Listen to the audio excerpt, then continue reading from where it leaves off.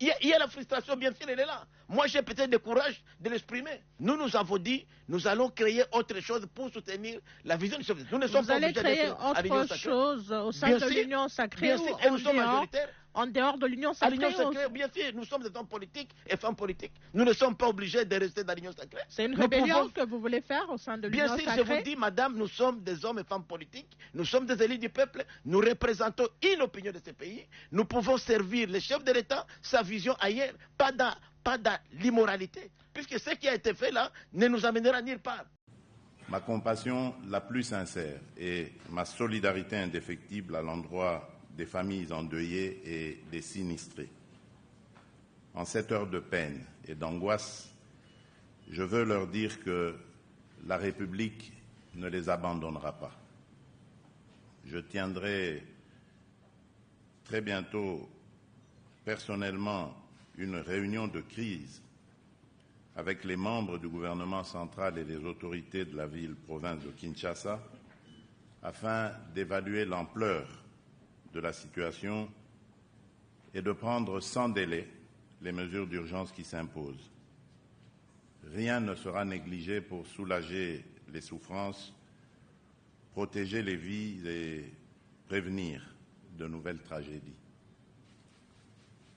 Je voudrais vous demander de vous lever, s'il vous plaît, et d'observer un moment de recueillement en mémoire de ces victimes.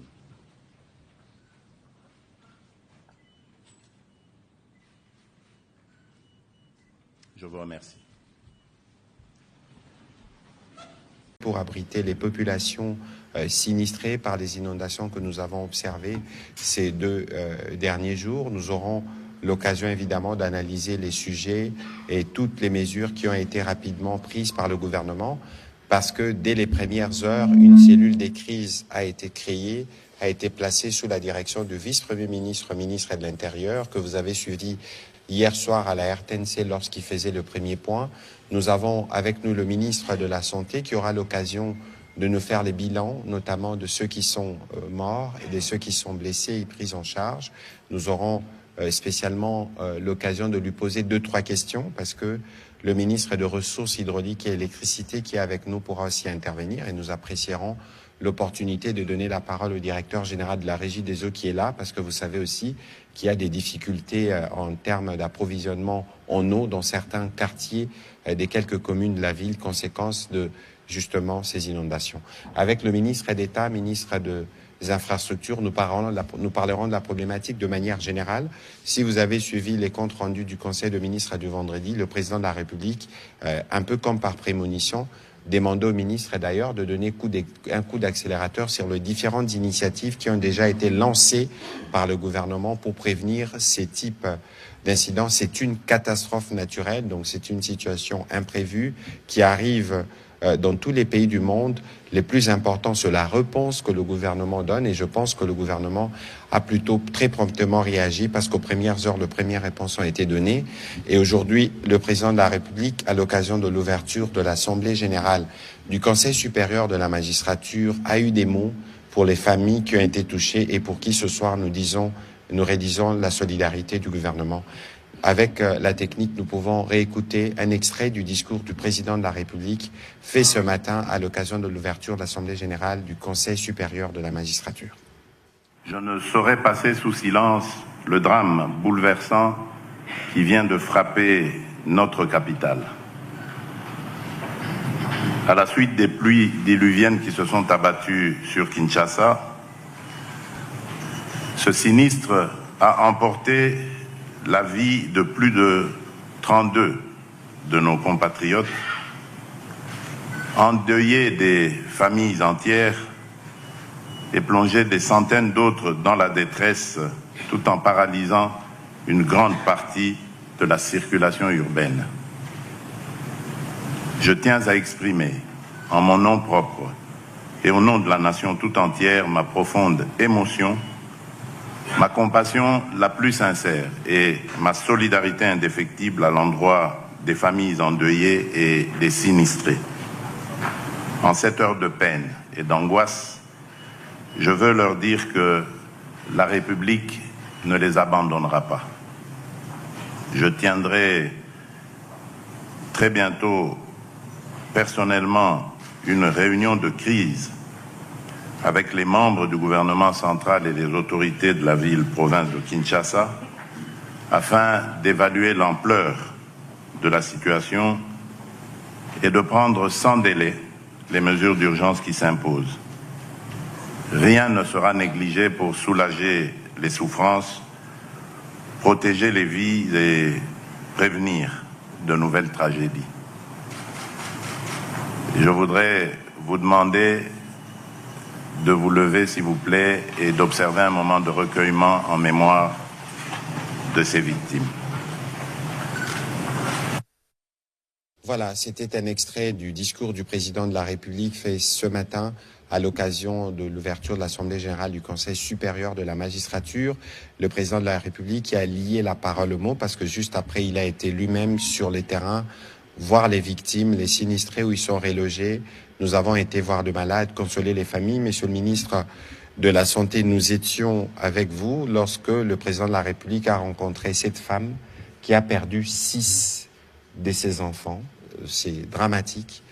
Qu'est-ce que vous pouvez nous dire sur le bilan humain de ces drames en termes de morts et des blessés et ce qui a pu être fait pour le moment à votre niveau pour soulager les peines de ses compatriotes? Merci beaucoup, Excellence. Moi aussi, comme le président de la République, je tiens d'abord à avoir une idée, une pensée de compassion pour les victimes et malheureusement qui ont été fauchées très très brutalement par cette montée des eaux qui a surpris tout le monde. Et nous étions sur place, on a pu imaginer la vitesse avec laquelle l'eau est arrivée, au point que des mamans n'ont pas pu sortir leurs enfants, au point que certains adultes n'ont pas pu échapper, mais surtout au point que les boulements ou les écroulements des murs, par exemple, ont pu tuer beaucoup de nos compatriotes. C'est le cas de ces 6 enfants qui ont été tués par un mur qui s'est effondré sur la maman, qui portait d'ailleurs un bébé dans le dos et qui avait un autre bébé dans les bras. Et avec les autres enfants, malheureusement, ils ont été fauchés par la chute de ce mur. Au total, nous avons, au niveau du ministère de la Santé, consolidé les chiffres parce que le nombre a beaucoup varié pendant la journée parce que c'était vraiment les alertes qu'on recevait, qu'on recensait. Au final, pour ce soir, ce que je peux confirmer, c'est que nous avons eu 30 décès. Et ces 30 décès sont intervenus avant que nous intervenions, avant que les secours n'interviennent, c'est-à-dire pendant la période de pluie. L'exemple de cette maman qui a perdu ses enfants. Nous sommes intervenus, nous, quant à nous, dans la nuit, de samedi à dimanche déjà. Nos ambulances circulaient déjà. Nous avons dépêché des équipes médicales et nous avons pu donc intervenir et sauver beaucoup de nos compatriotes qui étaient coincés dans les maisons, qui étaient coincés dans leurs habitats. Et nous avons, à ce moment où je vous parle, nous avons une vingtaine de personnes, 20 exactement, qui sont hospitalisées. Et donc, qui sont hospitalisées parce que certains, à cause du traumatisme lié à ces pluies, mais d'autres qui étaient dans des structures de soins, que nous avons sortis de ces structures de soins pour les amener ailleurs. Et donc, nous avons en bilan humain 30 morts et 20 malades et personnes blessées hospitalisées. 30 morts, 20 malades et évidemment l'État s'assure de leur prise en charge. Ah oui, complètement. Nous avons déjà au niveau de ces personnes qui sont hospitalisées, d'ailleurs le président de la République leur a rendu visite cet après-midi, nous étions ensemble et nous avons garanti aux médecins, aux infirmières que tout est pris en charge gratuitement par l'État. Mais ils ont d'autres besoins très rapides. Par exemple, ils n'ont pas changé d'habit depuis qu'ils étaient mouillés samedi jusqu'aujourd'hui. Ils n'ont pas changé d'habit parce que c'était précipitamment qu'ils sont sortis. Ils ont souvent d'ailleurs tout perdu. Et le président de la République a engagé le gouvernement à subvenir à tous les besoins, notamment aussi aux besoins alimentaires. Donc ils sont pris en charge totalement, aussi bien au niveau social qu'au niveau sanitaire. Alors, Monsieur le ministre de la Santé, nous étions sur le site de Tata Raphaël. Est-ce que, à votre niveau, vous avez un nombre? Nous aurons l'occasion de revenir aussi avec les gouverneurs de la ville dans la semaine. Mais est-ce que vous avez un nombre total des sinistrés, les sites où ils sont repartis et le quotidien, comment? Parce qu'ils doivent manger, ils doivent être dans des conditions pour les besoins humains élémentaires. Est-ce que dans les différents sites où ils sont, toutes ces choses ont été mises en place? Alors, hier, immédiatement après, dès lors que le déluge était en train de se produire, nous avons pris le site de l'Institut Lumumba, 16e rue Limité, où nous avons placé les premières familles. On en a placé hier 117 de familles et nous leur avons apporté les premiers besoins de base, c'est-à-dire l'eau, la nourriture, et nous avons installé le premier poste médical avancé qui était sur le site. Aujourd'hui, nous avons décidé de ramener quasiment tout le monde au stade Tata Raphaël et puis au stade des Martyrs à partir de cet après-midi. Au stade Tata Raphaël, aujourd'hui donc, nous avons 1050 personnes que nous avons admises, mais 60 autres sont arrivés dans l'après-midi, ce qui nous fait à peu près 1100. Et nous allons déplacer ceux qui sont sur le site Lumumba, mais aussi ceux qui étaient à Ndjili, 184 personnes. Nous allons les déplacer aussi pour les amener vers les deux stades, tout simplement parce que, premièrement, ils vont être bien couverts, mais deuxièmement, le stade Tata Raphaël, notamment, a servi à la francophonie, donc à les commodités pour prendre en charge toutes ces personnes. Et sur place, d'ailleurs, je remercie aussi la Fondation de la Première Dame qui nous a livré énormément de matériel, dont des matelas, Tout à fait. Et une partie aussi de la nourriture. Et donc, sur place, on a disponibilisé tout ce dont ils ont besoin pour survivre. Et d'ailleurs, le président de la République s'est engagé à ce qu'on les garde dans les meilleures conditions jusqu'à ce qu'on trouve une décision, qu'on prenne une décision définitive pour leur réinsertion. Voilà, on va peut-être prendre une question rapidement pour vous, ministre de la Santé. Vous avez d'autres obligations justement parce qu'il faut suivre de près la gestion de cette crise. On va prendre Monsieur John Kanyunyu. Mais entre-temps, avant que la question ne soit posée, Monsieur le ministre des Infrastructures, tout à l'heure, le ministre de la Santé a parlé de la montée des eaux. Est-ce que cela n'était-il pas prévisible? Prévisible, sûrement pas, parce qu'il s'agit là d'une catastrophe naturelle. Vous savez qu'aujourd'hui, nous vivons un phénomène mondial, qui est le phénomène de dérèglement climatique et qui frappe indistinctement toutes les parties du monde. C'est un phénomène qui est vécu aujourd'hui dans notre ville, la capitale de Kinshasa, mais si les observateurs voient ou constatent que c'est un phénomène qu'on vit en Occident, dans tous ces pays dits modernes et qui ont peut-être des infrastructures beaucoup plus développées que les nôtres, mais qui n'ont pas échappé à ces phénomènes d'inondation malgré toutes les infrastructures existantes. Donc, il s'agit ici véritablement d'un phénomène naturel, une catastrophe. Et bien sûr qu'au-delà de la catastrophe, il faut qu'il y ait des réponses. Et c'est là que le gouvernement intervient pour soulager un tant soit peu, bien sûr, les dégâts et les conséquences qui sont vécues par la population. Donc, prévisible, non, mais la réponse doit être trouvée par le gouvernement. Mais on verra bien d'ailleurs les premières réponses qui ont été apportées par des agences qui dépendent de votre leadership notamment. Allez-y pour votre question pour le ministre de la Santé strictement. Et puis nous allons continuer cet exercice. Merci beaucoup, monsieur le porte-parole du gouvernement. Je vais droit à la question au ministre de la Santé. Vous venez de nous citer là les noms des sites que vous avez aménagés pour accueillir ou héberger les sinistrés. Mais sur le terrain, nous étions présents. Il y a certains sinistrés qui ne savent pas la localisation de ces sites-là. Est-ce que vous avez prévu une communication via ou par le biais de relais communautaires pour passer le message et que ceux-là qui passent nuit à la Belle Étoile et a tout perdu sachent où aller? Merci beaucoup. Merci beaucoup. D'abord, je répète que nous étions sur terrain. C'est d'ailleurs nos services qui ont beaucoup amené les personnes qu'on ressortait de leur maison parce que beaucoup étaient très fragiles. Ce sont nos ambulances qui ont amené beaucoup de personnes au site. Nous avons communiqué effectivement des sites en ce moment-là. Oui, il est important de continuer à communiquer pour que les gens ne soient pas en manque d'informations. Mais les sites ne sont pas très compliqués. C'est le stade Tata Raphaël et maintenant c'est le stade de Martyrs.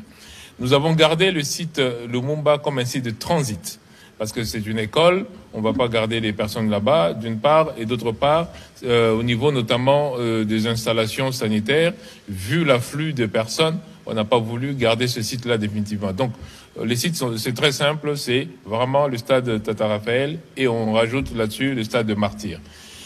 Bien entendu, pendant ce temps-là, il y a beaucoup de personnes aussi qui ont été sinistrées, mais que nous n'avons pas rencontrées parce que chacun a essayé de s'en sortir d'une manière ou d'une autre. Mais tout ce que nous faisons, cet exercice que nous faisons, permet aux gens de savoir effectivement où est-ce qu'ils doivent être pris en charge. Et je répète que leur prise en charge est aux frais du gouvernement. Donc il n'y a personne qui doit avoir peur, ni pour sa santé, ni pour son hébergement, que ce soit taxé. Voilà, merci beaucoup, Monsieur le ministre de la Santé. Vous devez vaquer à d'autres occupations justement liées à la gestion de cette crise. Il y a plusieurs questions. Lorsque nous étions à l'hôpital Vijana, il y a une maman qui ne retrouvait pas ses enfants parce qu'il y a eu justement de cas de ce type. Donc il faut considérer qu'aujourd'hui, nous faisons ces briefings, mais de manière régulière, nous reviendrons avec des éléments au fur et à mesure que les informations vont tomber parce qu'il y a des familles qui connaissent des cas spécifiques. On va continuer avec Monsieur le ministre des Infrastructures. Quelles sont les réponses les plus rapides que vous avez données lorsque vous avez été informé justement de ces crues au niveau de la rivière Ndjili, parce que c'est les cas qui a le plus focalisé des attentions hier dimanche, mais il y avait déjà les érosions sur la nationale numéro 1. Qu'est-ce que vous avez pu faire en premier? Donc je pense qu'il faudrait peut-être y aller progressivement selon la survenance des événements. Comme vous l'avez souligné, en fait, les pluies torrentielles, et je dirais exceptionnelles que nous avons vécues, ont d'abord créé des dégâts importants sur la route nationale numéro 1. L'axe entre Kinshasa vers la route de Matadi, et essentiellement à hauteur de Matadi-Kibala, à hauteur de Mitendi, et un peu vers Kasangulu, où effectivement on a observé des phénomènes tels que les érosions, mais aussi un grand ensablement de la route à cause justement du fait que la pluie charriait, avec l'écoulement des eaux, charriait énormément de quantité de sable ainsi que des immondices.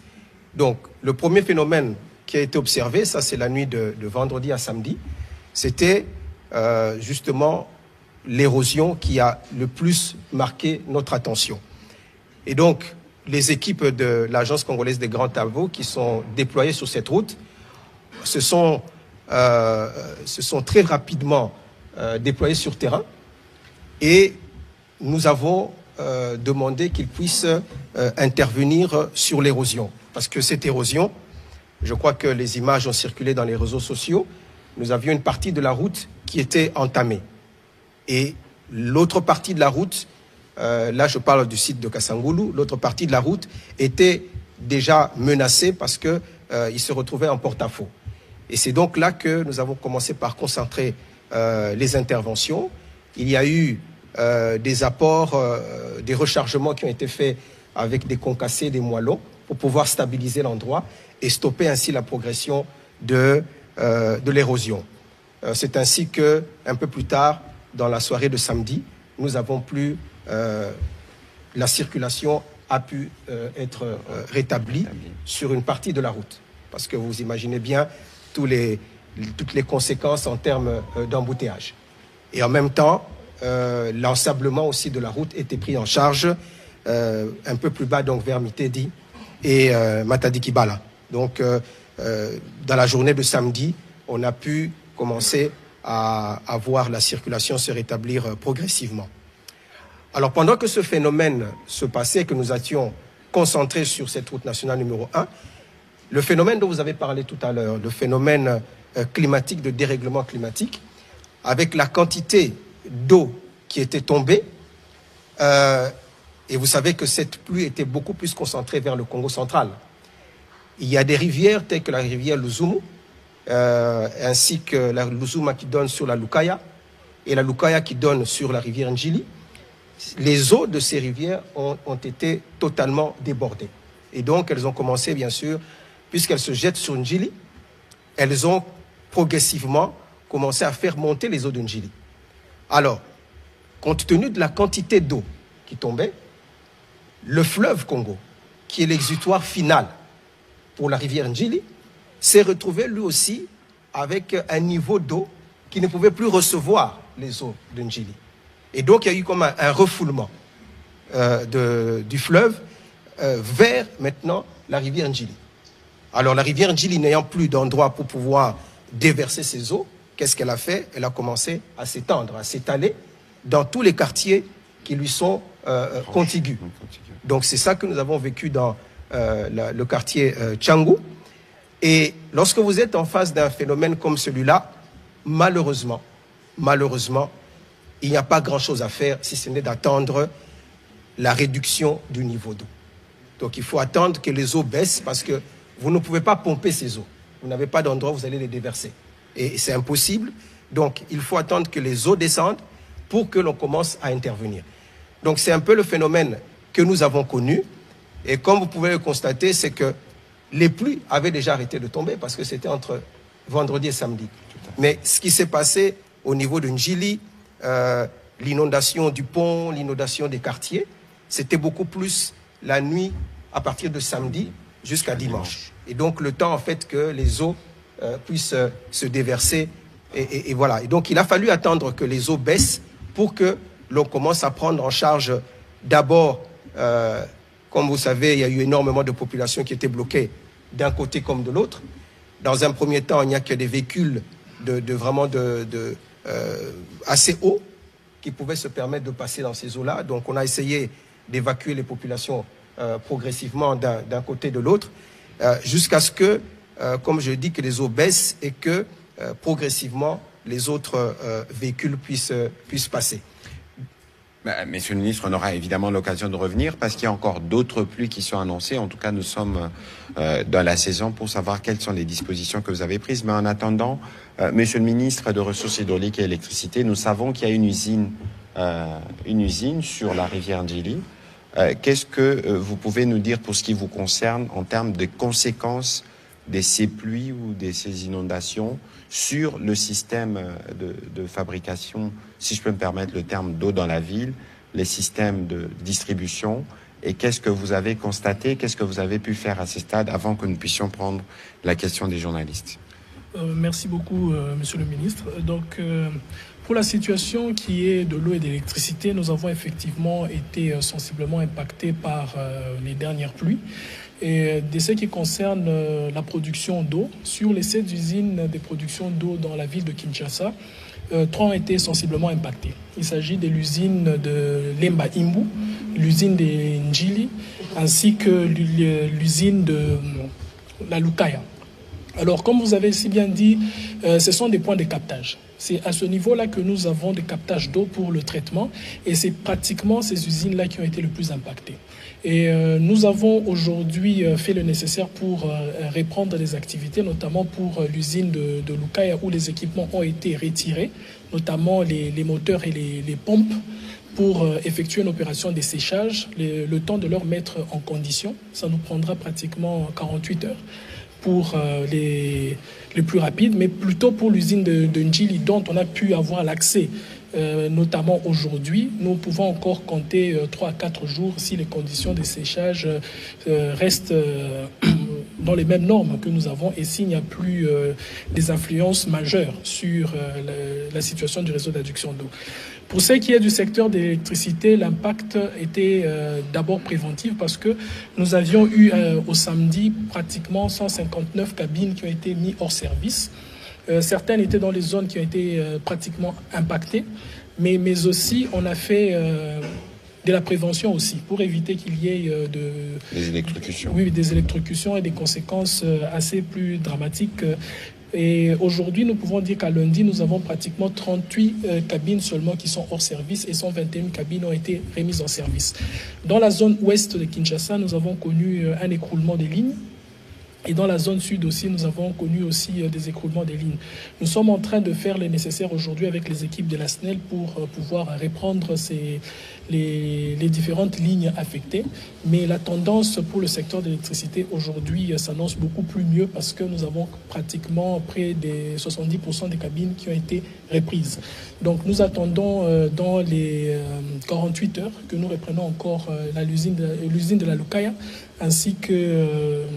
L'usine de la Lukaya, elle est située où? C'est pratiquement dans la commune de Mongafula.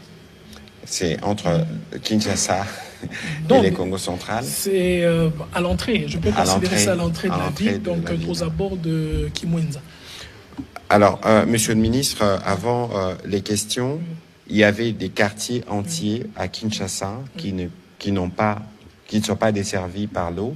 Est-ce que vous les avez sûrement déjà identifiés? Peut-être que le directeur général de la Régie des eaux nous donnera des détails, mais quelles sont les réponses que vous avez données à ces populations qui n'ont pas accès à l'eau du fait justement de ces inondations?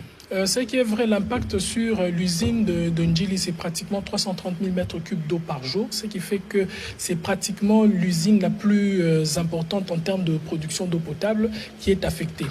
Et c'est pratiquement 14 communes qui sont affectées par ce problème. Mais nous avons plus développé des réponses d'urgence, notamment par la mise à disposition des camions citernes qui permettent de faire la ronde dans les 14 communes affectées et pouvoir desservir les populations en eau. Et ça reste des solutions d'urgence. Mais nous avons fait aussi une concentration sur les sites sur lesquels on a placé les personnes affectées, notamment au stade du... Tata Raphaël et au stade de Marty, où nous avons positionné des camions d'une capacité de pratiquement 20 mètres cubes de capacité pour pouvoir essayer un peu de desservir en eau à toutes ces populations. Voilà, merci beaucoup, monsieur le ministre, pour ces premiers éléments qui montrent d'ailleurs, monsieur le ministre d'État, comment le gouvernement très rapidement a pris en main les conséquences de la gestion des conséquences de cette catastrophe naturelle. Peut-être qu'avec les questions de journalistes, on pourra être plus détaillé pour permettre à notre population de comprendre ce qui a été fait, ce qui s'est passé et les mesures, parce qu'il faut envisager des mesures à prendre pour éviter, en tout cas pour cette période où encore d'autres pluies sont annoncées, des mesures que nous devons prendre au quotidien. On va commencer avec monsieur Aimé Mutombo pour les questions, qui sera suivi de monsieur Serge Ntseka.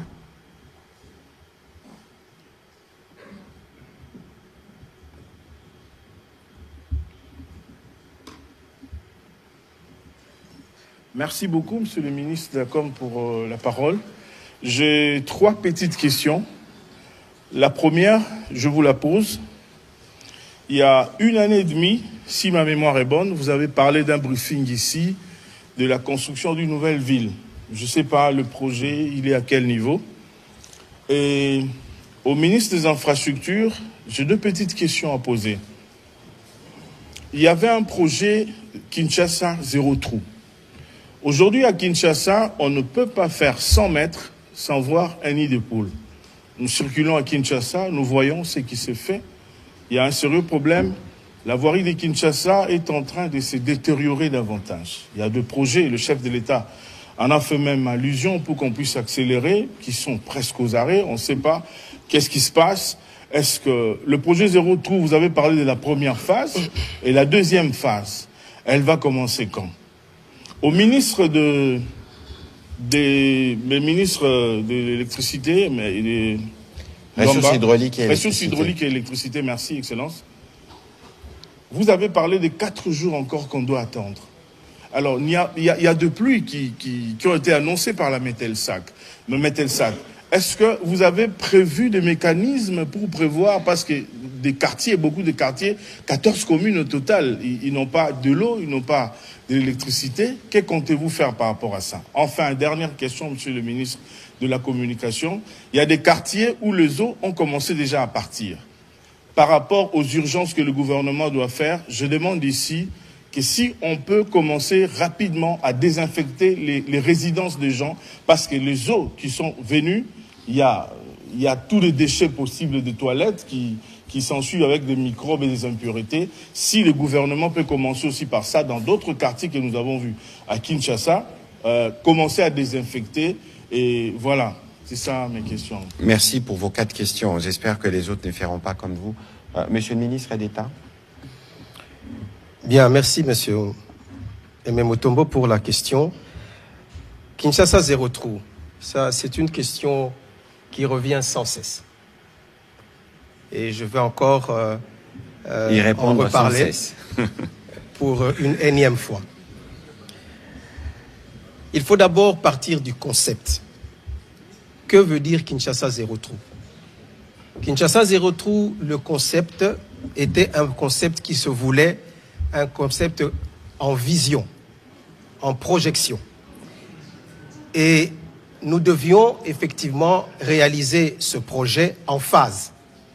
Vous ne pouvez pas prendre plus ou moins 3000, si on doit compter toute la voirie de Kinshasa, à peu près 3000 kilomètres en une fois.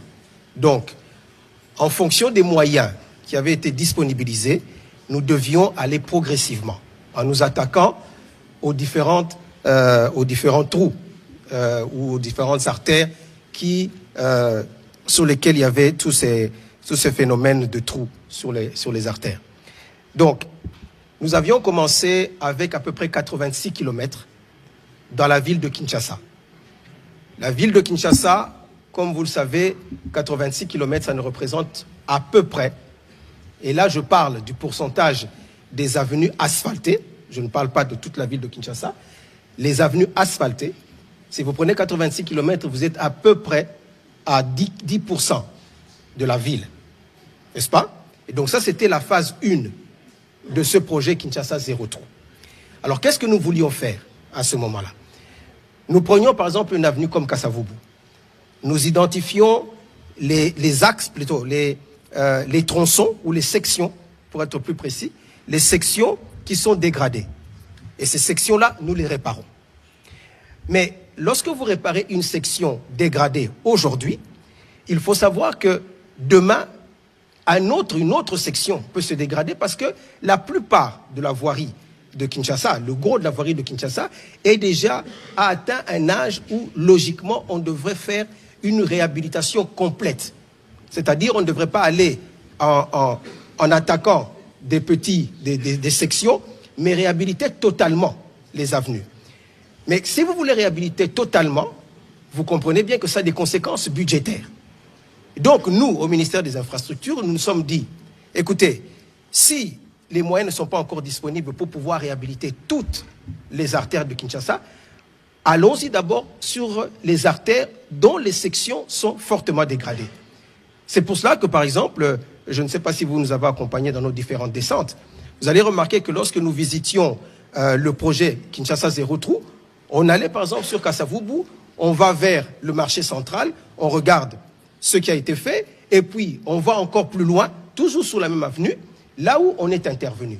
Donc on n'est pas intervenu sur l'ensemble des avenues, mais sur les sections qui étaient dégradées. C'est ça Kinshasa zéro trou. C'est pourquoi nous disions il faut aller en phase, parce qu'on a commencé par à peu près 10%, n'est-ce pas? Alors, vous me dites à quand la phase 2? Eh bien, la phase 2, aujourd'hui, est prise en charge par d'autres projets. Aujourd'hui, on parle du projet 3 communes. Aujourd'hui, on vous parle du projet 27 km de la ville de Kinshasa. On vous parle du projet Point Chaud.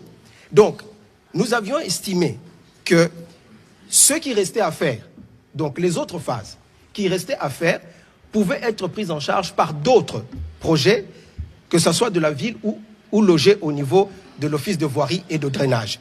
Et donc, voilà pourquoi, aujourd'hui, je pense que vous avez pu sûrement vous en rendre compte que si vous allez à la Gombe aujourd'hui, vous allez remarquer qu'il y a beaucoup d'artères qui sont en train de revêtir une nouvelle couche, des couches de roulement.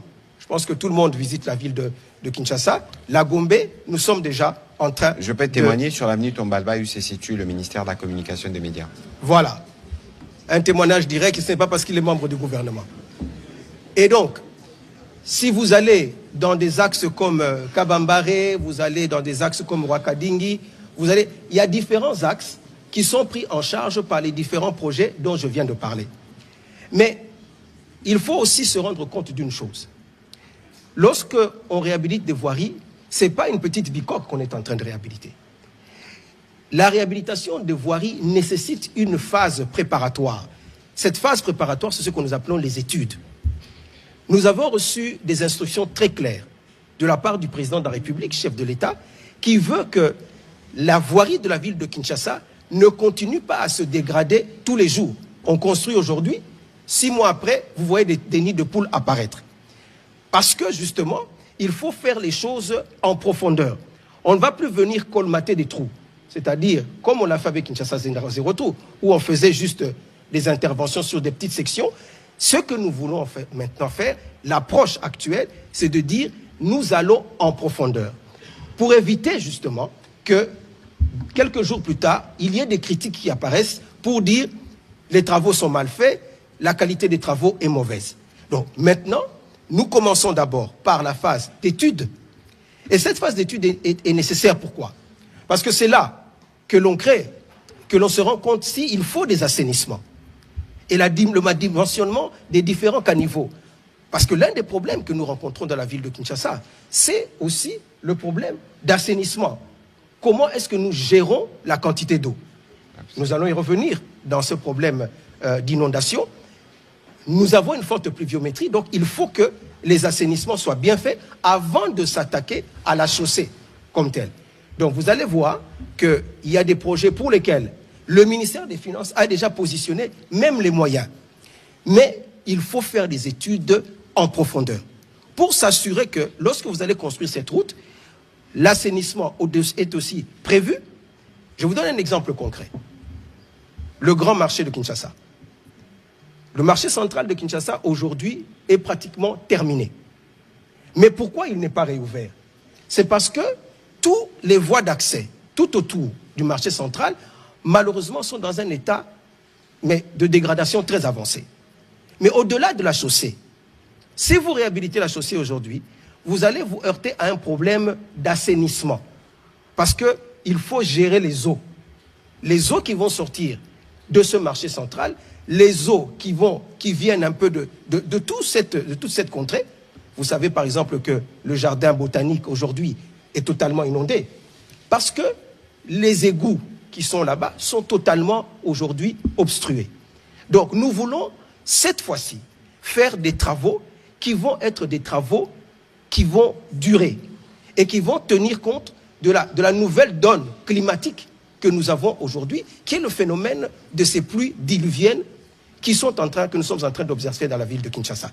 Donc, le gouvernement, aujourd'hui, a des réponses, et je l'ai dit justement parce qu'il y a des travaux qui sont en cours actuellement, je pourrais vous les citer ici, si c'est nécessaire, mais avec une projection en termes non seulement de qualité, de durabilité et de résistance à tous les phénomènes climatiques.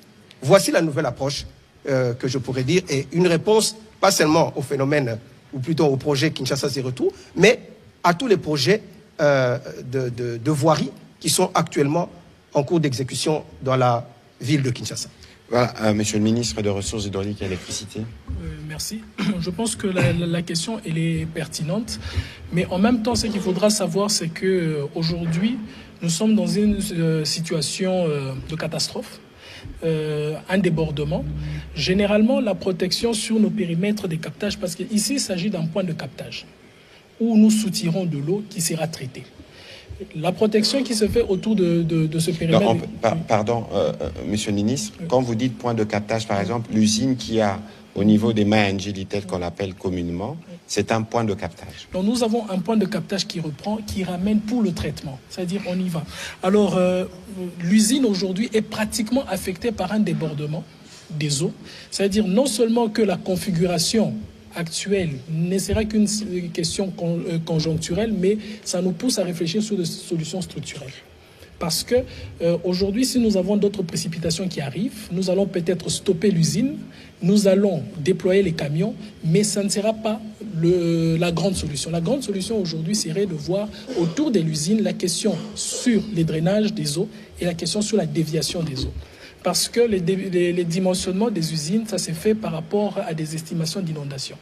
Nous avons des usines construites avec une inondation estimée sur une fois les 60 ans. Et aujourd'hui, on doit estimer faire des dimensionnements pour une fois les 200 ans.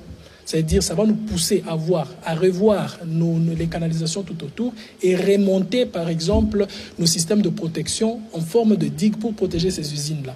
Donc aujourd'hui, ce que nous sommes en train de faire, c'est-à-dire que nous avons d'abord ressorti ces équipements-là pour les sécher, et dans l'espoir que nous n'aurons pas des précipitations rapides, mais actuellement, la réflexion la plus profonde aujourd'hui, je pense que même le directeur général de la Régie des eaux peut-être peut expliquer encore de manière opérative, c'est pour réfléchir sur comment protéger ces installations sur le long terme si nous avions des catastrophes qui peuvent arriver. Parce qu'aujourd'hui, ce sont des précipitations de cette année. Qu'en dire de l'année prochaine ou dans 2-3 ans, il faudra maintenant qu'on pense sur des protections structurelles, sur les déviations des eaux ainsi que les systèmes de drainage autour de nos usines. Voilà, merci beaucoup. Alors, sur la première question, sur la construction d'une... Je pense que nous avions parlé du projet Kinelenda. Je pense que c'est plutôt au niveau du ministère de l'Urbanisme et Habitat qu'il faut chercher des détails. On aura l'occasion de revenir dessus sur la question, parce que nous aurons aussi le gouverneur de la ville dans les jours qui viennent pour qu'il arrive à dire tout ce qui s'est fait, parce que vous avez soulevé une question pertinente en rapport avec ces besoins de faire la désinfection, en tout cas des abris ou des maisons qui ont été touchées par ces eaux. Le ministre de la Santé vous l'a dit tout à l'heure, que toutes ces questions, en fait, vous savez, lorsque vous êtes en face d'une telle crise, elle peut arriver en 1 ou 2 jours, mais les conséquences que vous devez gérer se projettent sur de longs mois. Et donc là, dans un premier temps, l'urgence était de nous assurer qu'on a évacué les personnes qui étaient dans les zones à risque. Celles qui devaient être dans les abris le sont, celles qui sont dans les hôpitaux les sont. Et maintenant, nous allons travailler progressivement à apporter la réponse. Et puis, il y aura, je crois, un sujet difficile que nous abordions avant les débuts de ces briefings avec le ministre des Infrastructures, c'est que toutes les populations riveraines ou qui habitent les zones non édificantes, en tout cas pour celles qui ont connu cette situation, ce n'est peut-être pas sûr qu'ils retourneront vivre là-bas. Parce que les risques sont là et il faut que l'État arrive à tirer des conséquences. Ça, c'est un point de friction, mais c'est un point qui est essentiel. Parce qu'aujourd'hui, dans la stratégie du gouvernement, le président de la République parlait de durabilité vendredi dernier. Le ministre des Ressources hydrauliques vient de l'aborder. Il y a la part, évidemment, de ce que le gouvernement doit faire, mais il y a aussi la part de ce que les uns et les autres doivent faire pour nous mettre à l'abri en cas de situation de cette nature. On va prendre les questions de M. Serge Seka.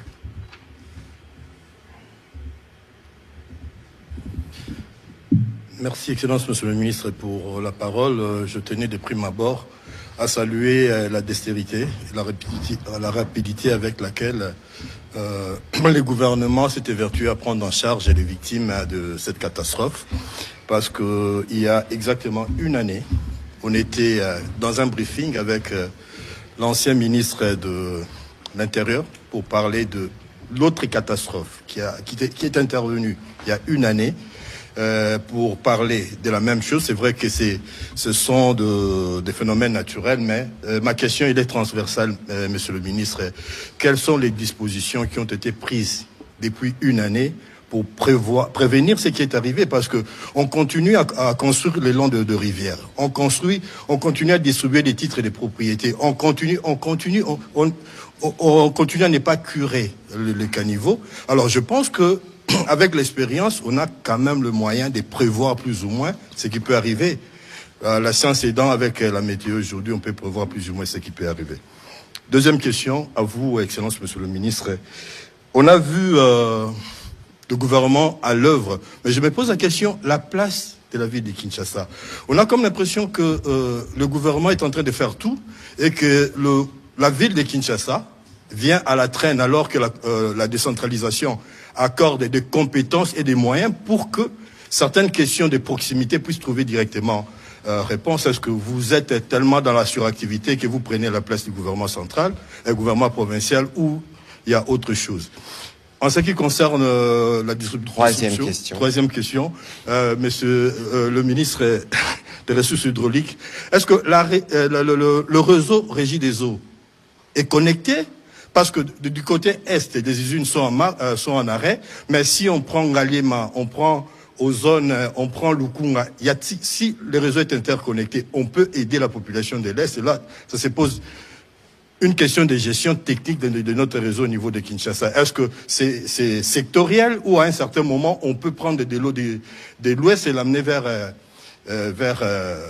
l'Est? Donc ça, c'est très technique. On aimerait que vous nous apportiez des solutions prévues concrètement, pas seulement la littérature. Et pour finir, monsieur le ministre, une information au ministre des infrastructures. C'est vrai que vous avez parlé de l'état de voirie au niveau ouest, mais je vous informerai que du côté est aussi, la nationale numéro 1 est tellement menacée par des érosions, et qu'il y a toujours risque avec les pluies qui arrivent que la route puisse se casser de l'autre côté. Si vous pouvez prendre des dispositions. Merci. Bon, écoutez, d'abord sur la place de la ville, je veux répondre très rapidement pour éviter toute polémique, si c'est ça votre esprit. Le gouverneur de la ville devrait être avec nous ce soir, mais il ne faut pas oublier que nous sommes encore dans l'urgence de la gestion des milliers de personnes. Le ministre de la Santé qui est avec nous est parti justement parce qu'il faut qu'on s'assure de conditions d'hébergement de ses compatriotes. Nous étions tout à l'heure au gymnase de Tata Raphaël où les populations sont logées. Nous étions à l'hôpital Vijana et on a décidé d'aménager des espaces au stade de Martyrs. Et pour ça, les directeurs généraux de la Régie des eaux, le ministre des Ressources hydrauliques et électricité devaient s'assurer qu'il y a au moins un camion-citerne qui donne de l'eau. Et les gouverneurs de la ville, lui, il a plus que tout le monde la charge, parce que c'est lui qui dirige la ville, de s'assurer que toutes ces choses s'effacent de la plus belle de manière pour que ses compatriotes se sentent appuyés et soutenus. Première chose. Deuxième chose, nous aurons l'occasion de revenir avec lui pour qu'il arrive à donner d'autres éléments. Mais ce n'est pas parce qu'il y a des compétences certaines qui sont exclusives aux provinces que le gouvernement central n'intervient pas. Le gouvernement central intervient partout, et spécialement à Kinshasa, parce que Kinshasa, c'est le miroir de la République. Et donc, il faut situer les rôles des uns des autres dans ces cadres-là, et surtout lorsqu'il y a des vies humaines qui sont menacées, qui sont en danger, et qu'il y a un besoin pour nous d'avoir, parce que l'État, il est d'avoir une réponse institutionnelle forte. C'est celle que nous avons donnée et c'est celle que nous allons continuer à donner. Voilà. Monsieur le ministre des Infrastructures, il y avait des questions pour vous, notamment la première sur comment on s'est prémuni par rapport à toute cette situation. Alors, je retiens d'abord une phrase. Vous avez dit que ceci devrait être prévisible, ce qui nous est arrivé durant ce week-end pouvait être prévisible. Moi, je réponds que non. Nous sommes ici en face d'une catastrophe. Et lorsqu'on parle de catastrophe, il y a le caractère inattendu et l'ampleur de l'événement. Donc, déjà, à ce niveau-là, je dirais non, ce n'était pas prévisible. Mais ce que je peux admettre, c'est le fait qu'on aurait pu atténuer les conséquences en termes de dégâts matériels et humains. Les atténuer comment? La première des choses, c'est que, effectivement, lorsque vous observez ce phénomène, le phénomène que nous avons vécu du débordement des lits de la rivière Njili, le premier phénomène, c'est le fait que nous avons le lit qui était occupé. Le lit de la rivière était malheureusement occupé par nos populations. Et donc, là, ça voudrait dire qu'on a construit de manière anarchique. C'est une urbanisation sauvage, malheureusement. Et les populations qui se retrouvent dans ces zones-là, logiquement, ne devraient pas y être. Il y a une responsabilité de l'État.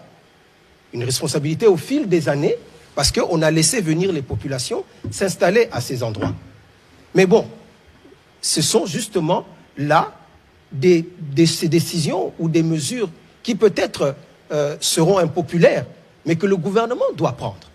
Parce qu'aujourd'hui, nous déplorons 30 morts. Mais si des dispositions ne sont pas prises, demain, nous déplorons davantage. Parce que, comme vous le savez, aujourd'hui, la météorologie nous apprend que ces pluies vont peut-être devenir de plus en plus comment je veux dire, non seulement forte, mais de plus en plus courante, je veux dire. N'est-ce pas? Et donc, il faut, par rapport à ça, trouver des solutions. Donc, nous aurons nécessairement des populations à déplacer sur toutes les zones à risque, c'est-à-dire tous les lits de rivières.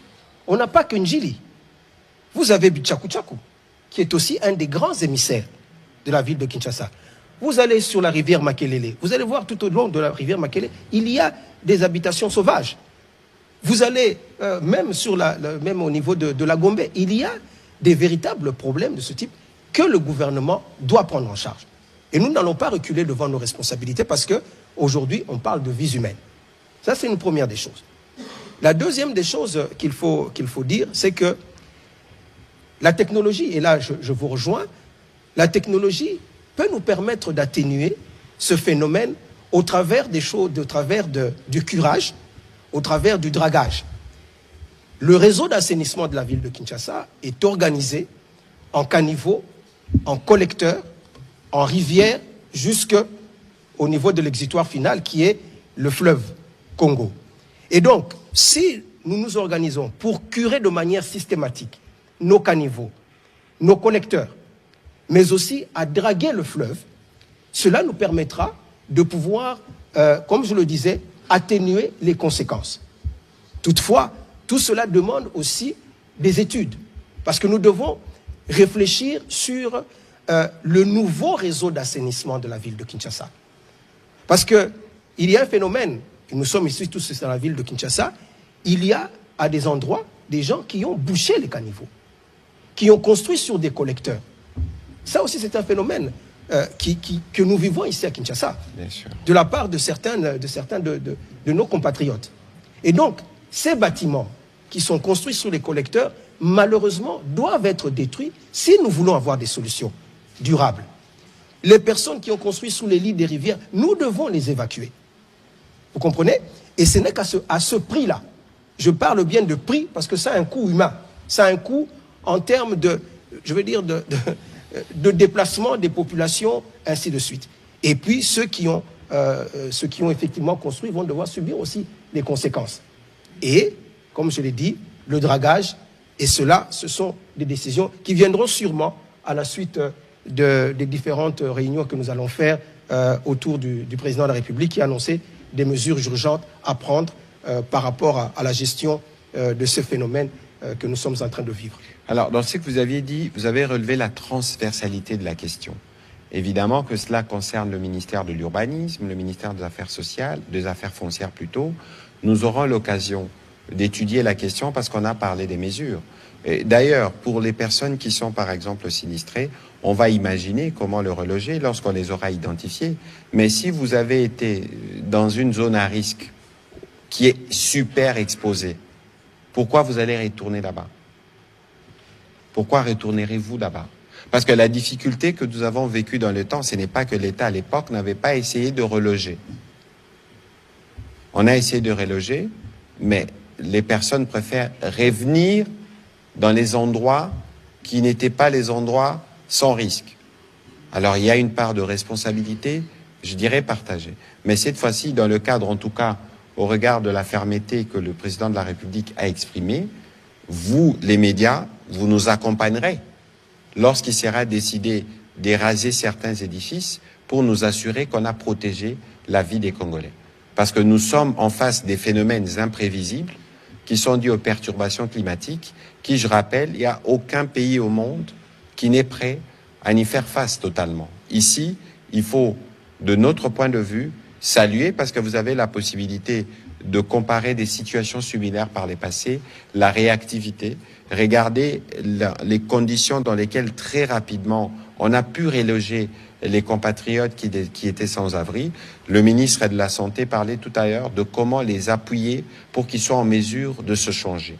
C'est-à-dire que toutes les questions liées à leur prise en charge, on a vu l'intervention de la Fondation de la Première Dame aussi, mais toutes ces choses montrent qu'il y a une volonté de nous assurer que ces compatriotes ne soient pas doublement sinistrés.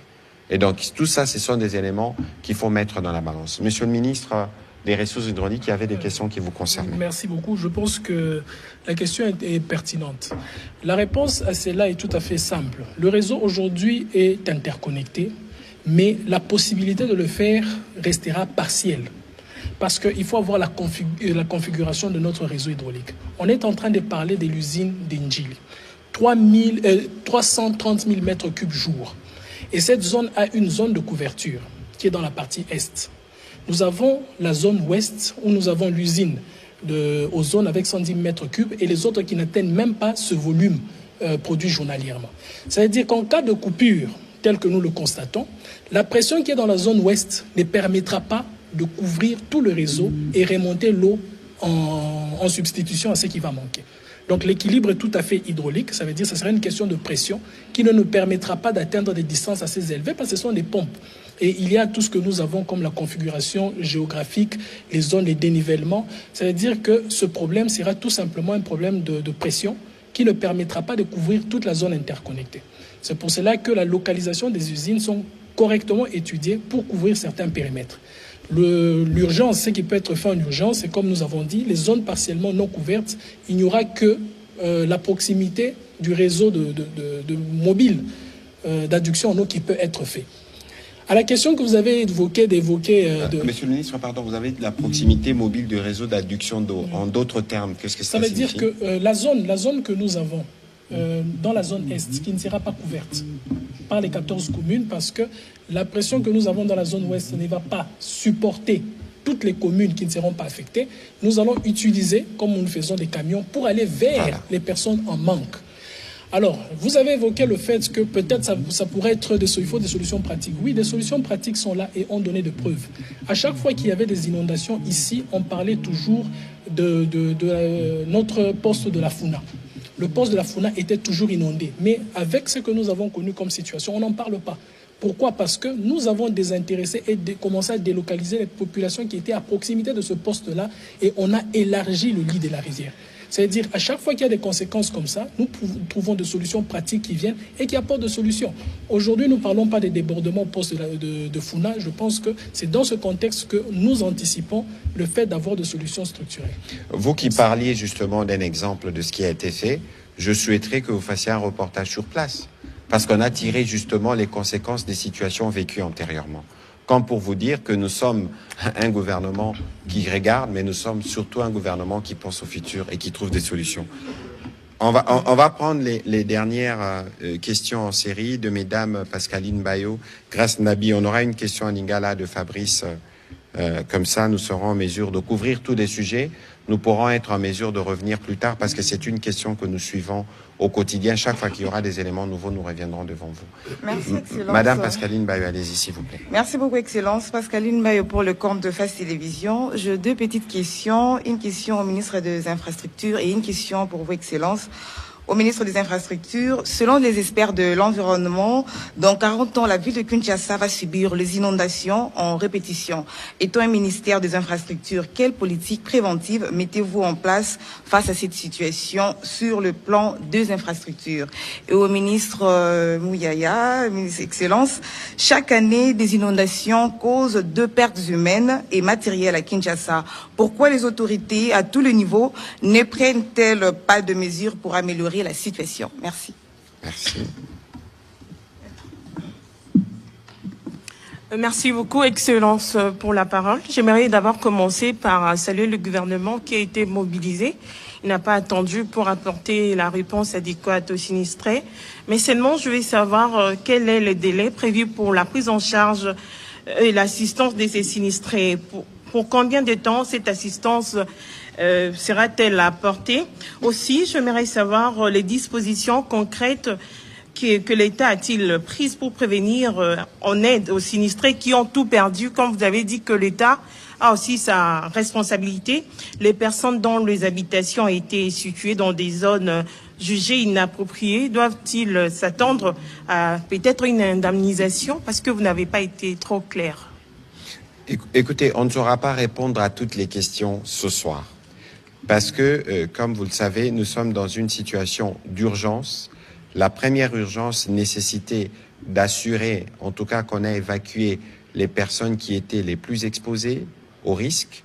que celles qui devaient être prises en charge au plan sanitaire le sont, et que celles qui malheureusement sont décédées puissent être acheminées dans des structures appropriées. Et donc, lorsque vous dites combien de temps on va les prendre en charge, mais j'ai envie de dire que ça se traitera au cas par cas. Parce que il faut d'abord les lister tous. S'il y a 1200 familles, il faut d'abord, en tout cas pour certaines familles, vérifier que tout le monde a répondu à l'appel. Parce que tout à l'heure, je vous disais, il y a une dame qui a dit au président de la République qu'il ne retrouvait pas le trace d'un de ses enfants. Il faut arriver à les retrouver, les regrouper et envisager une forme d'indemnisation, parce que les sites dans lesquels ils sont, c'est un site provisoire. Il y a des options sur lesquelles on travaille avec certains partenaires dans la ville de Kinshasa qui ont des camps en cours de construction. On est en train d'envisager la possibilité pour certaines familles qui pourront plus être relogées, voir comment les reloger là-bas. C'est pas seulement la question de le reloger, mais il y en a beaucoup qui avaient des activités commerciales, parce que le président de la République avait l'occasion d'échanger avec, en tout cas il a échangé avec un bon échantillon de compatriotes. Il faut voir comment redonner vie à leurs initiatives, parce qu'ils doivent vivre après. Mais tout ça, ça ne peut pas se faire de manière hasardeuse. Ça doit se faire après un processus d'identification. On les a identifiés, on a situé les problèmes des uns des autres, et puis on voit quelle est la réponse qu'on donnera pour apporter un appui, pour assurer un redécollage. Parce qu'il ne faut pas non plus dire que le gouvernement prendra tout en charge pour ce qui concerne leur vie et leur avenir, entre guillemets. Donc c'est juste pour vous donner une indication en termes de l'appui et de l'assistance que le gouvernement va apporter. Alors, Madame Pascaline Bayo, vous avez parlé des dispositions, des inondations. Écoutez, nous sommes en face des situations, des catastrophes naturelles qui sont des situations imprévues. Je n'ai pas de mémoire, peut-être que sûrement les autres l'ont en mémoire, que la rivière Ndjili a reçu autant d'eau des cours d'eau du Congo central. Le ministre d'État des infrastructures l'a dit tout à l'heure. Ici, les plus importants, c'est comment on répond à des situations de crise. On ne peut pas maudire la pluie. On ne peut pas s'en prendre à la nature. C'est une bénédiction. Mais c'est nous, justement, comment nous réagissons quand il y a ces problèmes. Et nous vous avons montré à travers cette crise comment la première ministre qui se trouve en mission à Abu Dhabi a nuitamment instruit le vice-premier ministre, ministre de l'Intérieur, pour que des réunions se tiennent déjà dès samedi la nuit, hier dimanche, aujourd'hui lundi, demain mardi, pour que nous analysions tous les aspects de la question. Évidemment, il y aura des expériences qui seront tirées, et dans les expériences qui seront tirées, on situera les responsabilités. Évidemment, la grosse part nous reviendra, ou à la ville, mais aussi les citoyens qui sont le plus exposés devront tirer les conséquences par rapport à la dangerosité de l'environnement qui est les leurs. Je terminerai en disant, les plastiques que nous utilisons, lorsque vous les jetez, il faut toujours regarder parce que parfois vous pouvez être la cause du problème. Monsieur le ministre des Infrastructures. Ouais, peut-être à titre de complément, Madame, les études dont vous parlez sont, je dirais, réalistes. Si rien n'est fait et que nous continuons dans cette situation, il est vrai que peut-être que la ville de Kinshasa peut être engloutie dans une quarantaine, une cinquantaine d'années, parce que ce phénomène de pluie, comme je l'ai dit tout à l'heure, donc il y avait déjà la réponse pratiquement à ce que vous disiez, ce phénomène de pluie va s'accentuer. Et donc, nous devons faire face à ce phénomène de gestion des eaux. Je voudrais rappeler à la population que la ville de Kinshasa, en fait, au départ, le réseau d'assainissement qui avait été construit était construit pour une population qui était estimée à peu près à 500 000 habitants. 500 000 habitants. Et aujourd'hui, nous atteignons pratiquement les 15 millions. Ce qui veut dire qu'il faut absolument procéder à une nouvelle étude. Et c'est ce que le ministère est attelé à faire. Nous avons déjà même lancé l'appel d'offres et nous avons reçu de la part de certaines entreprises sérieuses déjà des réponses pour qu'une étude, vraiment une étude scientifique soit menée pour voir quel est le réseau d'assainissement qui doit être adapté à la nouvelle démographie de la ville de Kinshasa. Passer de 500 à plus ou moins 15 millions, vous pensez bien que le réseau d'assainissement est totalement, quelque part, un peu dépassé. Donc il faut redimensionner les caniveaux, il faut voir comment améliorer, comment dirais-je, l'évacuation des eaux vers le fleuve, il faut curer, il faut draguer. Donc, et on a parlé tout à l'heure du problème de ces occupations anarchiques. Toutes ces questions doivent être prises en charge et qu'on mette en place une politique qui nous permettra justement d'avoir des réponses pour faire face à ce phénomène dont vous parlez. Donc, ça doit passer d'abord par des études sérieuses. Et nous sommes parfaitement conscients de cette réalité, cette étude-là, elle existe. Voilà pourquoi nous avons commandé ces études. Et donc, en fonction de ces études, nous allons mettre en place les politiques nécessaires pour pouvoir répondre de manière, anticipative à tout ce phénomène qui pourrait arriver dans la ville de Kinshasa. Voilà, la dernière question à Lingala. Matondi mingi Thomas Patrick Mouyaya, solo ba mitune zali mwa moko na Thomas Koyangela Kamambi ya Botongi, solo toyoki ndenge okoloba, mvula mobeti pe ezindisi bandako ya baimboka. Nzoka nde yo pe ozali bongo na ndingisa ya kopesa na ba service na yo pona kolongola bosoto oyo eko bloquer bongo canalisation ya mai. Nzoka nde misala mina miyoko salema te.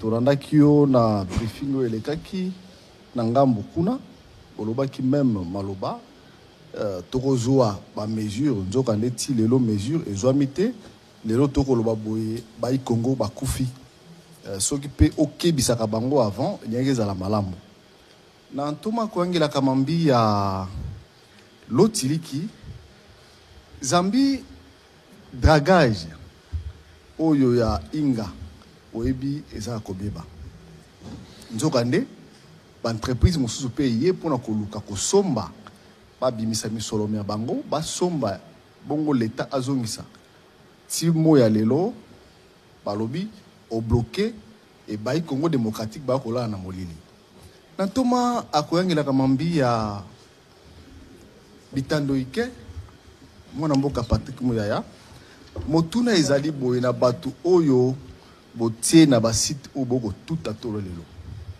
botie bango ezali site ya sport bongo bolongo na bango tango bakozonga ndenge ni bo prévoir kozonga na bango pe ba site wana kozala garder lolenge kanima toni mingi ya liboso mutu atuti tolo awa zate biso tosali eza devoir na biso comme gouvernement. Et d'ailleurs, Kinshasa, Bakinois nyonso, il faut considérer que eza occasion bola qui s'appelle solidarité nabino. Fondation à première dame et la kisi solidarité nango. Pourquoi pas lobby pe bioté Fabrice na bande komususu awa toyoki ke bazana kokoso ya bilamba biloka mike bokipe ko sangana bino ba journaliste ba pandisango bokipe ko sunga baninga. Eza ba compatriotes, eza devoir na bisonyo sur face à ba situation à boy. Je crois que waneze loka mutuya batunyo se faut bala nango. Avana ya nolayo kasi na motuna otuni ndeko ministre ya lotiliki. Il faut limbola mwa mukie. Olimbola motuna na yo. Po motuna na yo zaki mwa flou. Dragage ministre oyebi yango. Mais dragage eza na français, loba on a lingala. Masini ya lotiliki. Hein? Mais reprenez la question pour que je m'assure qu'on vous donne la bonne réponse. Voilà.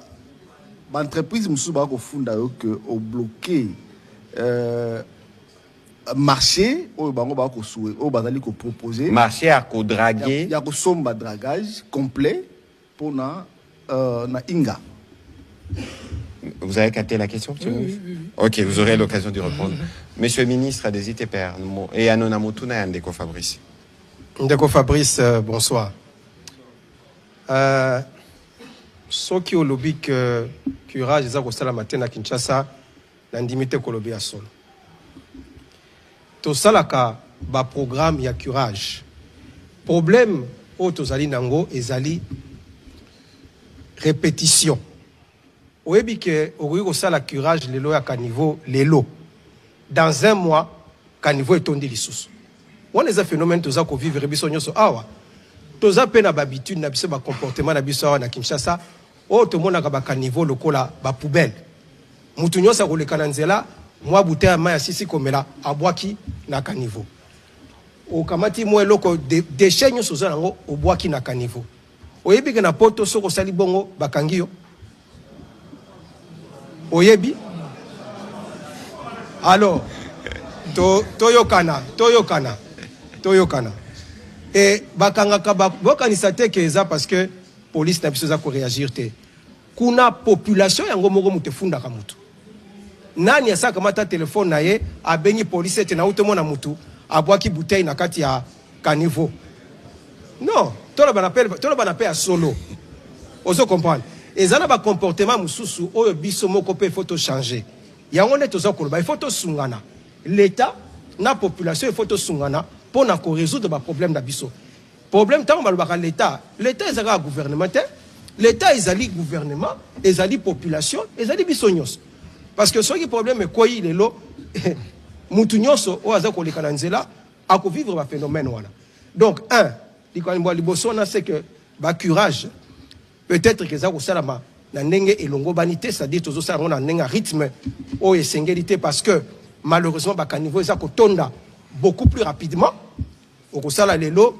un mois après il faut le sosonga po ba ye ko susu ko boa kabilo ko na kati wana za diboso mais yami balé soki olobi que parce que ba courage salamité nde batu bakufi wana ndeko na ko lando na nzela wana te parce que batu bakufi lelo pour un problème il y a inondation liée au phénomène climatique autolobie catastrophe liée au dérèglement climatique rivière Anjili est tondi par il y a climat et ça pour la abondance ya mai pour la pluie mbula eleka ki mingi yango mtetindi que rivière Anjili est tonda ozo comprendre donc et ça phénomène moko ndenge tolobaki tout à l'heure ezali imprévisible yango mutu ememi ba conséquences toza ko vivre ba dégâts o toza ko vivre ya solo penandima ki yango tout à l'heure na lobby oui tokoki ko atténuer ba conséquences mususu yango na esengi que ba disposition lokola ba dragage ya fleuve pour ma ya fleuve ce qui mbule beti et mati makasi il faut rapidement ko lukandeni to ko draguer yango pour na to kitisa mai niveau ya mai wana to ko sala yango pe ba courage pe to ko sala donc likambo ezali awa to lié ba phénomène wana mi balete parce que toza na katia situation moko d'urgence situation moko imprévisible situation à catastrophe. Merci. Voilà, nakobaki samuki na le bao mineta lobby. Responsabilité ya kosala kemboke za la propre eza responsabilité na bisonyos. Plastique et pour la rater. Soko baki on a terrassé au sala 100 ans wana. L'air au bois kakango mutafunda kayo peta. Est-ce que bino ba pandisango na bomoni ya makambo toti komona. Bokoki ko s'engager te na biso a tolo bake Kinshasa zéro plastique. Ezapek o ya biso contribution tokoki komema. Lo hier yo melarama inayo wana na mlangi ya plastique. Est-ce que yebi place bois kamaka? Parce que les lobo kendawa côté na biso awa na rivière de la Gombe awa pembeni awa. Botala ba quantité ba plastique ezawana. Et otie pa banani. L'air ba makambo ya kabo mingi total à l'état. Ndenge mineta lo biawa. L'été zakape biso nyos. To sunga l'état pour battre la biso balamu. Que biso moko peto adopter ba habitude. Ceux qui ba lobi ba tonga na zone non édificante ko tonga kunata. Ceux qui ba lobi ba vanda ka pembeni ya érosion tel te ko vanda kunata. Ceux qui pe omoni réseuse ko pusana au planter pe bambou. Olobi a na commune abiso ba député pe ba alaka bo telebina ba député bobito cha ba bambou to batela ba zone abiso na ba érosion. Et la kisité kaka nyonso l'état des fois telema biso pe to ki ko telema to salina l'état pour na ko assurer sécurité to pe protection na biso. Ndeko te dit motuna marambo etali dragage à Inga. Merci beaucoup. En tout cas on a relobé, c'est qu'il faut savoir que dans le terme de gestion, il y a SNEL. SNEL, actuellement, il y a des moutous à contrôler la gestion à centrale Inga. C'est-à-dire que, contrat Moroté, ministre a signé en ce qui concerne dragage ou quoi que ce soit. Parce que la société commerciale, ils ont un ndenge nango bazo kamba. Mais ce que je sais, il n'y a pas plus de 9 mois, nous avons une correspondance à l'entreprise mon côté lobby que balingi basel sabiso na makambo etali dragage. En tout cas, moi je n'ai pas de mémoire de ça. Mais et l'autre sali en tant que ministère, en tant que gouvernement, l'élo c'est que tozo sala musala moko na siko hydro. Eza centrale moko o eza na Kolwezi na Busanga, batie ba barrière flottant à l'entrée à ba barrage na bango nyonso. Et ça dit que une fois que boza na ba résidu o ezo ya na ba rivière et ko kotate na kati ya centrale. Yango nde tozo sala eza coopération na centrale à Busanga comme contrepartie ba pesi na gouvernement. Donc à ce jour, moi je ne sais pas na yebité ceux qui ont une proposition moko ou bien contrat moko en cours au étali dragage ou une seule entreprise a proposé à Bissau. Peut-être que ça s'est fait au niveau de la SNEL parce que SNEL nde azo gérer ba centrale nde appelle ça ka rapport Simanango. Mais en tout cas à ce jour, sauf preuve contraire, ce bako là qui ça peut être quelque chose comme preuve, on n'a pas au niveau du ministère correspondance moko ou bien société moko et pesi biso proposition wana. Il n'y a que la Siko Hydro pour l'instant zo pesi biso proposition ko tia ba barrière flottante pour empêcher que ba détritus zo ya na ba rivière et kota na kati ya ba centrale na biso. Donc s'il y a des propositions comme ça sera la bienvenue au CP là. To yeba bazo sala proposition na bango na ndenge nini so ba solé na SNEL et to kota la ndenge nini to ko tia peut-être moi accompagnement pour que ça les. Voilà, merci beaucoup pour la clarté de votre réponse, Monsieur le Ministre. Alors, Monsieur le Ministre d'État, on va terminer. Est-ce qu'il y a un mot pour conclure pour ce soir par rapport à toute cette situation? Bien, je pense que je conclurai un peu par votre introduction. Devant des phénomènes comme ceux-ci, en tant que gouvernement, nous avons été réactifs.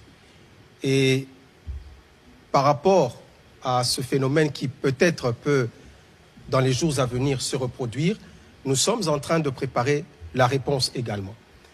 Le phénomène de dérèglement climatique est un phénomène que nous risquons de vivre et voilà pourquoi nous avons mis en place cette politique au niveau du ministère, au niveau du gouvernement, pour que nous puissions avoir une véritable stratégie qui pourra nous permettre de faire face à ce phénomène-là.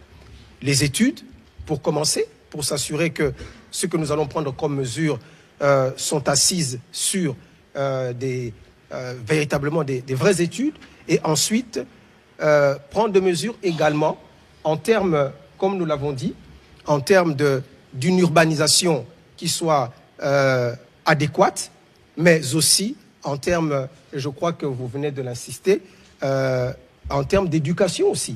De la masse et de la population pour que tous ensemble, c'est un phénomène qui nous frappe tous et nous devons tous ensemble trouver des solutions par rapport à ce phénomène. Donc c'est une invitation à nous tous de pouvoir avoir les bonnes attitudes, les bonnes habitudes pour que nous puissions ne pas revivre le phénomène que nous avons vécu, même si à un certain niveau cela nous dépasse quelque peu. Merci. Monsieur le ministre des Ressources hydrauliques et électricité, pour merci. conclure. Je pense que la situation dramatique que nous sommes en train de vivre aujourd'hui nous a pris par surprise pour notre secteur, notamment dans un segment où nous attendions le moins. Généralement, quand il y avait beaucoup de cas de cette nature, c'était plutôt les installations électriques qui étaient les plus affectées.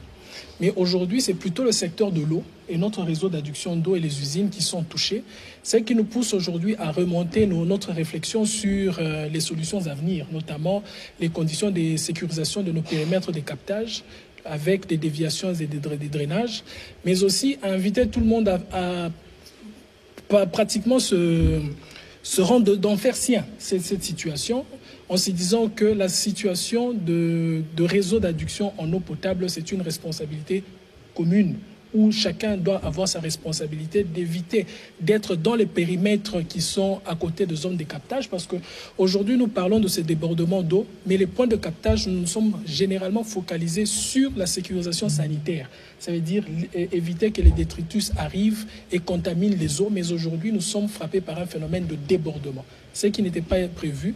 Nous sommes en train de réunir toutes les intelligences avec tous les opérateurs du secteur, la Régie des eaux et nous-mêmes pour que nous puissions développer des solutions pérennes sur le long terme.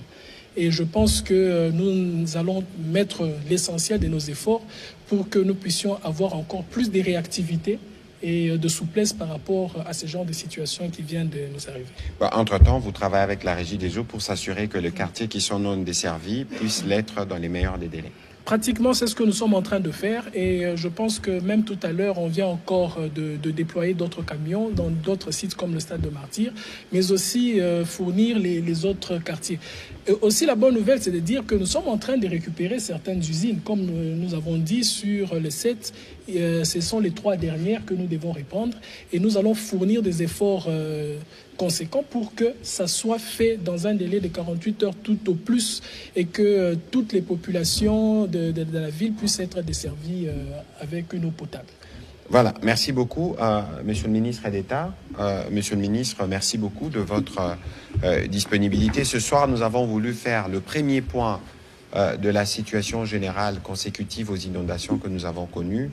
Évidemment, le premier mot a été le mot de compassion, de condoléances, de solidarité à toutes les familles qui ont été touchées. Ils sont venus du président de la République lui-même, qui a eu l'occasion, avec la très distinguée Première Dame, de faire le tour des sites qui ont été aménagés spécialement pour accueillir nos compatriotes. C'est un moment où nous tous, nous devons nous montrer solidaires par rapport aux populations qui sont touchées. Nous aurons l'occasion de manière régulière de partager des informations avec vous au fur et à mesure qu'elles tomberont. Nous pourrons peut-être cette semaine revenir avec les gouverneurs de la ville qui aura l'occasion de parler d'autres aspects, notamment parler des désinfections tout à l'heure et des autres aspects qui concernent comment la ville répond aux côtés du gouvernement central à la crise que nous connaissons. C'est par ici que nous terminons cet exercice de redevabilité. Merci et bonne soirée chez vous.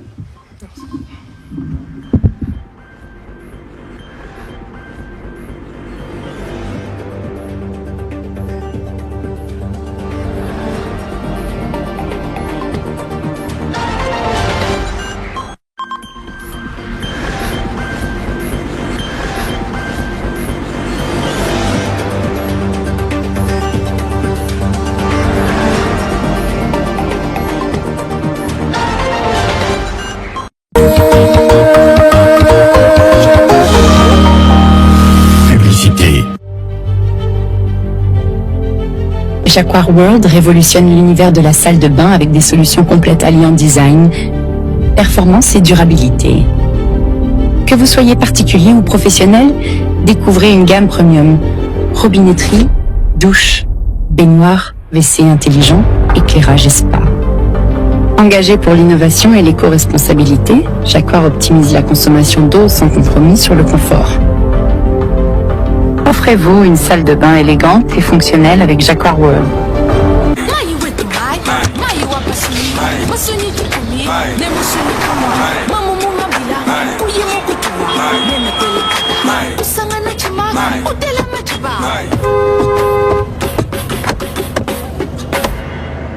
Arrête, s'il te plaît. Hé, ouvre grand tes yeux et tes oreilles. J'ai une histoire à te raconter. Imagine une petite fille qui a des tresses sur la tête. Il y a un drôle de monstre qui la suit. TV5 Monde Plus a des histoires à vous raconter. Des programmes jeunesse en français disponibles partout, gratuitement. TV5 Monde Plus, la plateforme gratuite à découvrir. Téléchargez l'application ou connectez-vous sur la plateforme tv5mondeplus.com. Madame,